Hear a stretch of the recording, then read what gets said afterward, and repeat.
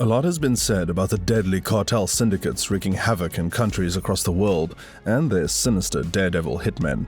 But nothing beats hearing from the horse's mouth. The gory confessions of these men have revealed the innermost secrets of the dark world that is the drug trade. These confessions of Cartels Deadliest Hitmen will shock you. Martin Corona.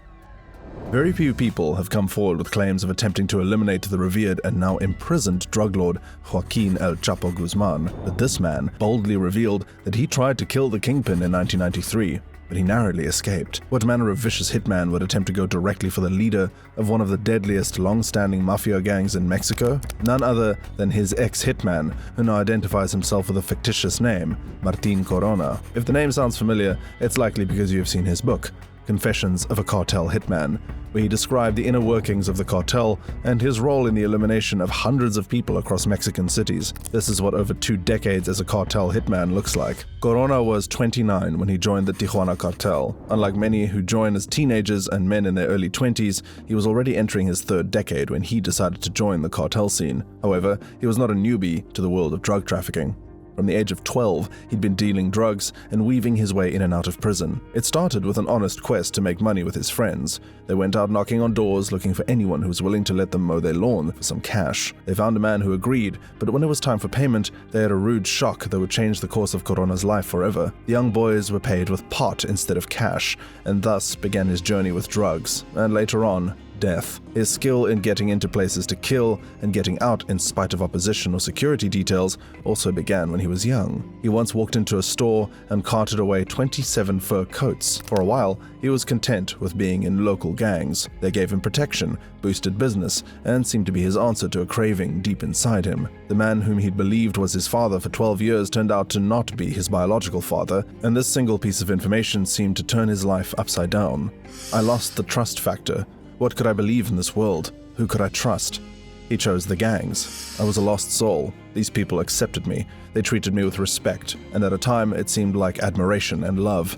But it turned out that the mushroom base level gangs were not enough for him. Corona wanted to be one of the big fish. To gain more influence and have a greater chance of beating the judicial system, he decided it was time to go deeper into the dark corridors of crime. So, he chose to join Tijuana. If his dreams were to become a prolific drug trafficker, making large wads of cash and avoiding being put behind bars, the deadly cartel had more plans for him. His primary assignment became to kill. The first time Martin Corona was given targets was to take down some gang members in Los Angeles. He took up the mission with great seriousness, ensuring they were not wearing any gang colors that could raise the alarm as they proceeded into the neighborhood. Brown, yellow, black, and green were all they wore. They soon spotted their targets standing outside a building and swooped down on them. As they moved to attack, someone behind them shouted, "Aqua, aqua." It was a code word for the neighborhood gangs to alert their members to danger, but it was too late. Corona was done with the job, and the men were down, riddled with bullets. His mantra was very simple. Firing the gun was only 10% of the job.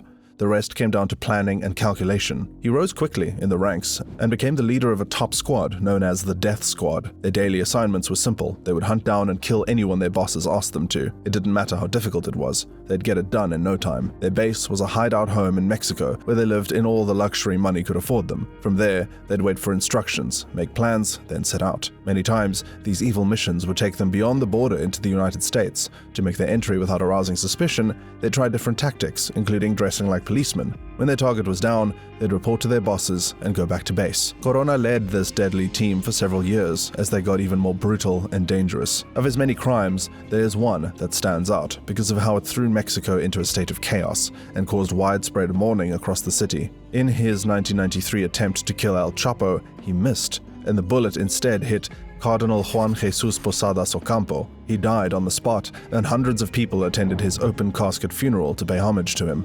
Martin Corona says that these crimes now haunt him, and he's in search of the possibility of redemption. He recalls the case of 2 women he was sent to kill because they were suspected of being informants. He shot at them while they were driving in a car. One of them was pregnant, and her 7-year-old daughter was in the back seat, watching everything play out. The 2 women survived the assault, but one was left permanently brain damaged. His hitman career ended when he was apprehended by the police for being in unlawful possession of weapons. He soon realized that it was way more than that, and the government had a long-term investigation on his case, so he decided it was time to change his life. Corona volunteered to reveal important information about the workings of the cartel, and was then added to the witness program of the United States.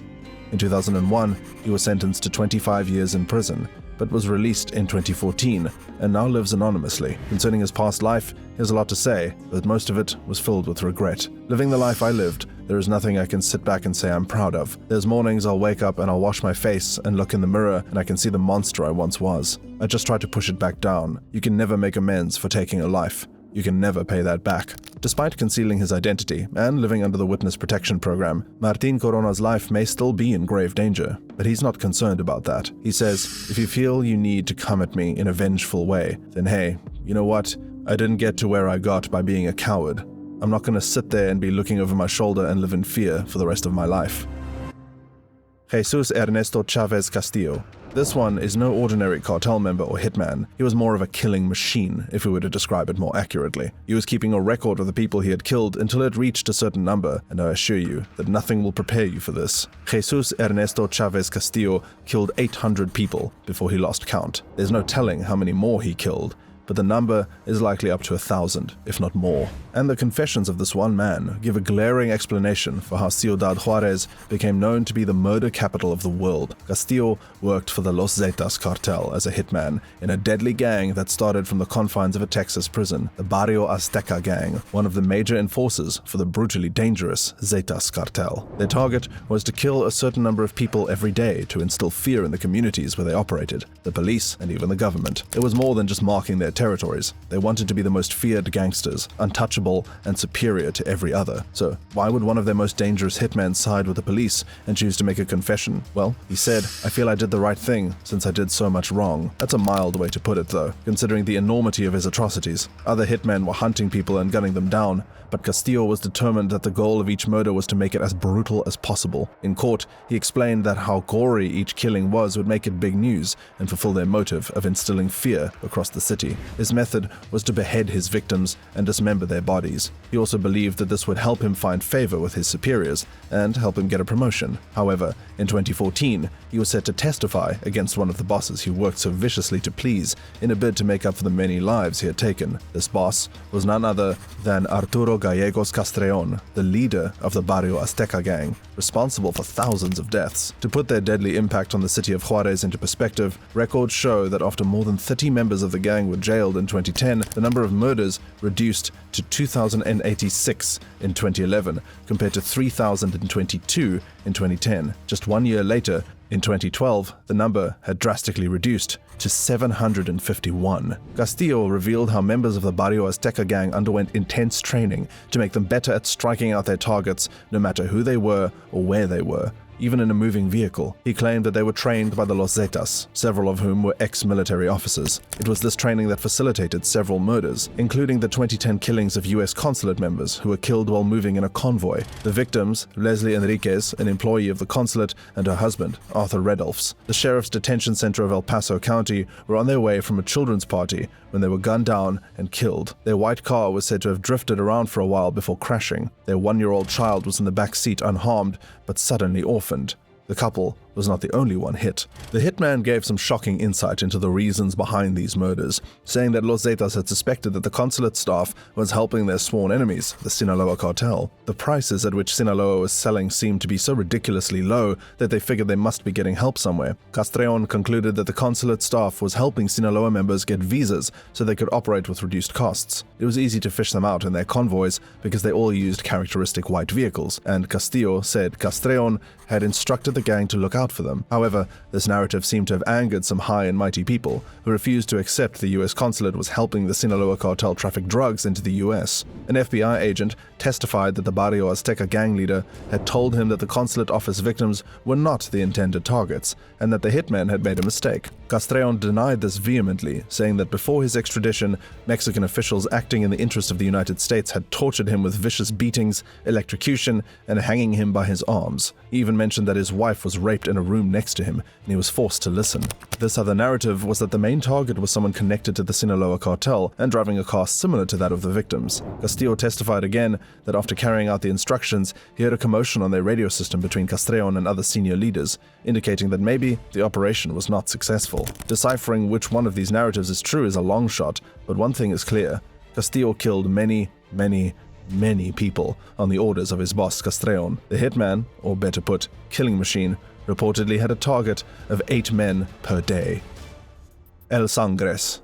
El Sangres is a Spanish word meaning blood. When a man chooses to be called that, you can be sure that his hands are nowhere near clean. But this was not his real name. He chose to remain anonymous in this 2016 interview with two very bold journalists. His rules were simple. The location of the interview in a small hotel room was not to be revealed under any circumstances, and his physical appearance could not be described either. But who was this man, and why was it so important to speak with him and hear the information he had to give? Well, it's not every time one gets to sit face to face with a chief enforcer of the Los Zetas cartel. El Sangres was in charge of the Veracruz territory, but his revelations were bigger than the Los Zetas cartel. They incriminated not just himself or rival cartels, but the Mexican government too. Duarte is a puppet, he said, speaking of the then governor of Veracruz, Javier Duarte. The hitman insisted that the government had a deal with their sworn rivals, the Jalisco New Generation cartel, otherwise known as CJNG. He said this pact had affected the Zetas cartel and reduced its regional dominance and influence. He seemed to be pained about this, but still confident that the Zetas would rise to power again. But how did they get to power in the first place?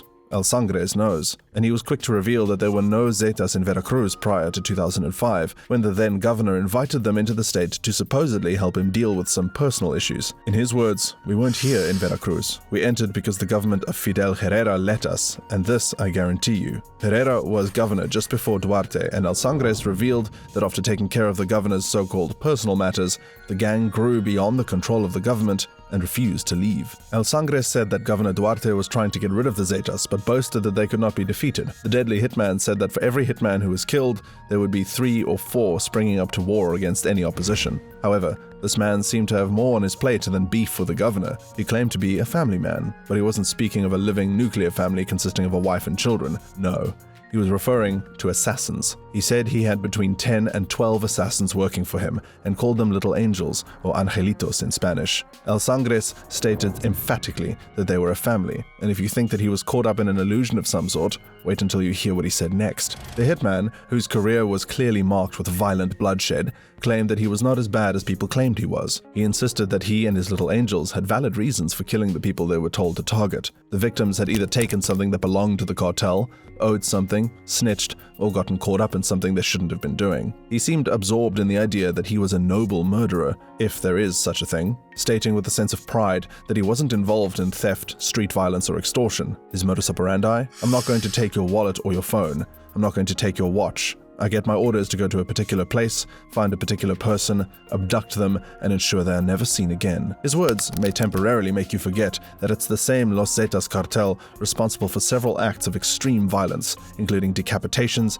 and dismembering, taped on video and released online, placing heads in front of schools and churches, and hanging tortured, mutilated corpses from bridges. However, El Sangres didn't point any fingers at himself or his assassins. He seemed so fixated on Governor Duarte. He claimed that the CJNG was growing fast in Veracruz thanks to the support of the government. This brings to the forefront the question of why Veracruz was and still is such a sought-after location for the drug cartels. The reason is not far-fetched, as it grants access to multiple countries and regions of the world, including Europe, Canada, and Asia. But as far as El Sangres is concerned, the Los Zetas were losing ground to the other cartels. In his words, "We are losing ground, presence, respect, everything." But it didn't seem so, as their violent acts continue to rock Mexico, even till now. This interview was not a lengthy one with ceremonial wine sipping or a bottle of beer. It was done in a hurry, and El Sangres allowed just 30 minutes of quick conversation as he sat, clearly nervous and on edge. Why? His life was in danger. The deadly hitman revealed that he needed to change his location at least every hour or risk the possibility of being gunned down. Your life gets worse in all aspects. You don't sleep well.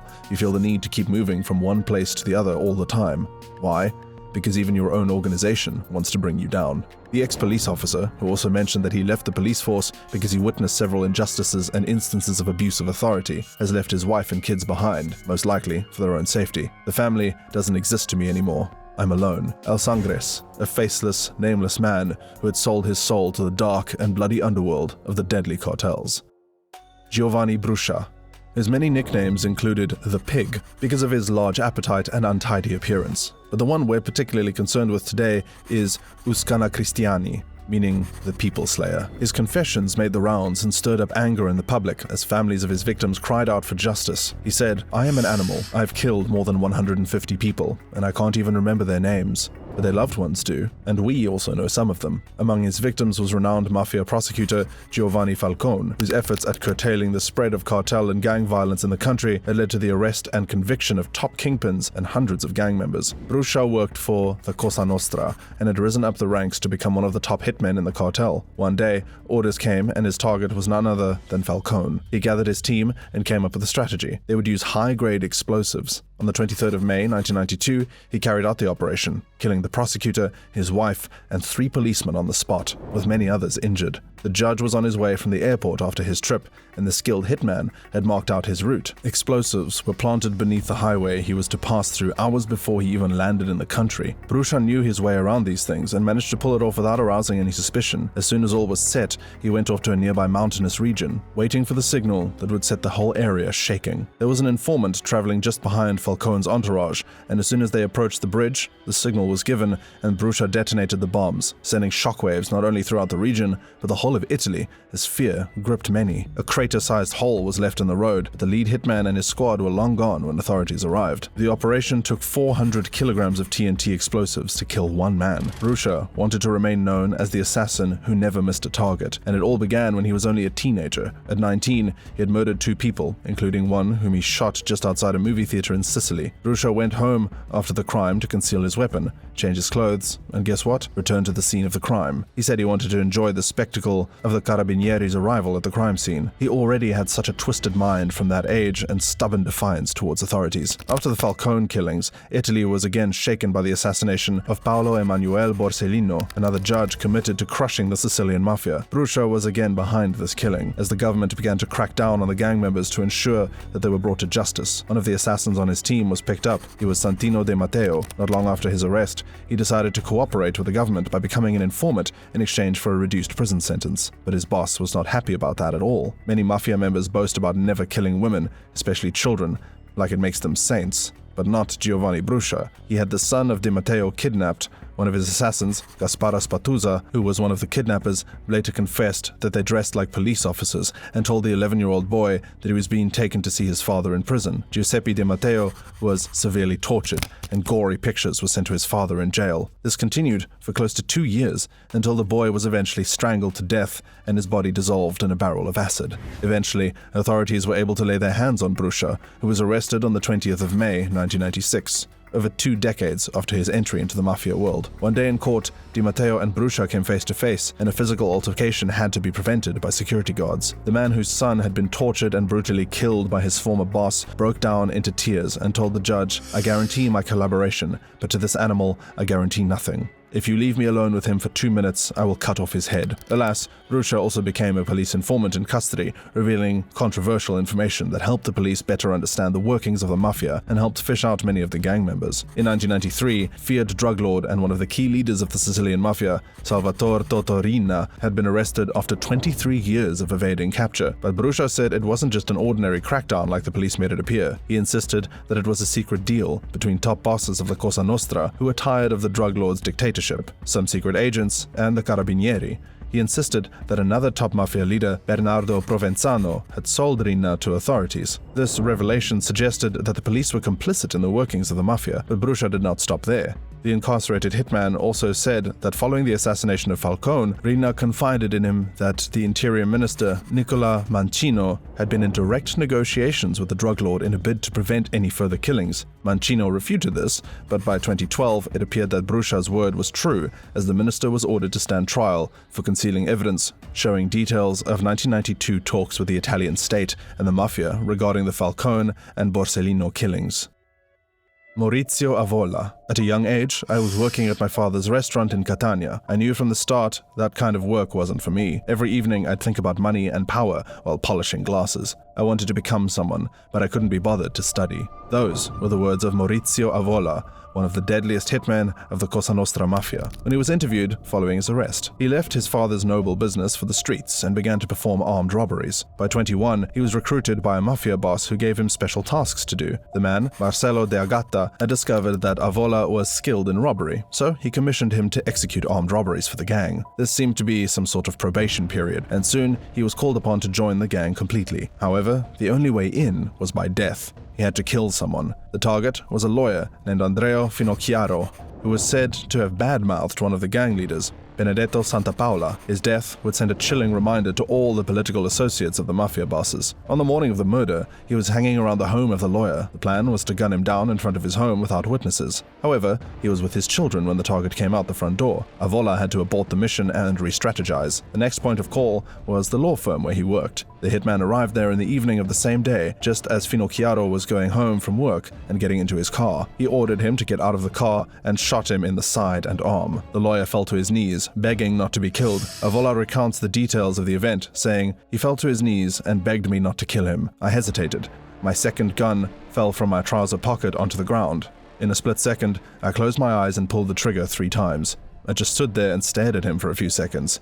Then, gun in hand, I approached the motorbike, almost staggering. I felt as though I was drunk, but I hadn't touched a drop. That night, we went to a bar to celebrate. I pretended to smile, then I went to the toilets and vomited my guts out. A mafia friend of mine told me that a killer's conscience is a dark beast, but that I had to learn to keep it under control. After the murder, he became a full member of the mafia, and his descent into the abyss of drug trafficking and murder began. He confessed to killing 80 people in the years he spent as a mafioso, and gave authorities some additional insight into the operations of the mafia, and previously unknown details of some of their crimes. One such shocking revelation was concerning the Giovanni Falcone killing. Although other arrested hitmen had spoken in detail about the operation and how it was carried out, they left one important piece out. Avola revealed that the assassin squad had been specially trained on how to assemble and operate the explosives by an American. Avola described him, saying he was about 40 years old, brown hair, dark eyes, 1.85 meters tall, strong build, and dressed very elegantly. He was an expert in bombs and explosives, flown into the country for the sole purpose of training the Cosa Nostra hitmen for the May 1992 mission. The hitman also claimed that the American expert had worked for John Gotti, an infamous New York gang boss. He had much more to say about New York, revealing that the Sicilian mafia had, in fact, planned to assassinate Mario Cuomo, who was the governor of New York. The mafia wanted to send a note of warning to law enforcement agencies in the United States.